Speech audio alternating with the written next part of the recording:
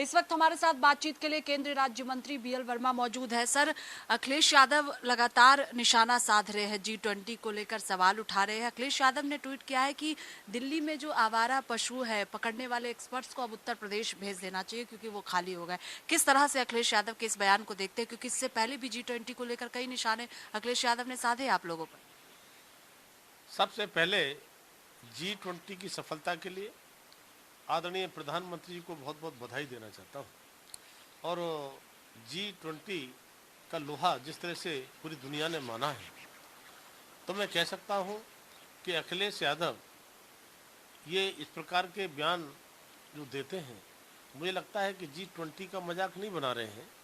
ये 140 करोड़ जनता की भावनाओं को ठेस पहुँचाने का काम कर रहे हैं और उत्तर प्रदेश की 25 करोड़ की जनता ये सब देख रही है और समय आने पर इनको सबक सिखाने का काम करेगी। सर, राहुल गांधी जो है लगातार बीजेपी पर निशाना साध रहे हैं और विदेश की धरती से राहुल गांधी कह रहे हैं कि बीजेपी वालों का हिंदू धर्म से कोई लेना देना नहीं है।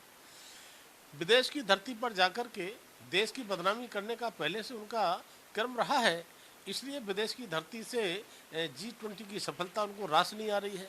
और इसी तरह से कांग्रेस के गठबंधन के लोग जिस तरह से सनातन को मिटाने की बात कर रहे हैं, सनातन को HIV एड्स और क्या क्या डेंगू मच्छर करने की बात, इस तरह की बात कर रहे हैं, तब मैं कह सकता हूं कि राहुल गांधी को कम से कम अपने चरित्र को ये बनाना चाहिए कि मंदिर में जाकर के वो क्या करते हैं, बाहर आकर क्या बोलते हैं, एक की धारणा उन्हें बनाना चाहिए। और सनातन के बारे में किसी को बोलने से पहले एक बार सनातन को समझना चाहिए।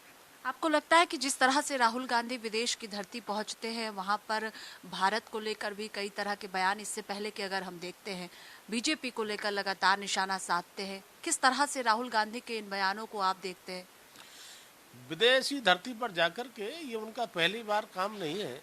और बीजेपी पर निशाना साधने की बात हो या देश की बदनामी करने का काम हो, देश को गाली देने का काम हो, तब मैं कह सकता हूँ कि समय आने पर जनता इनको ठीक करने का काम करेगी।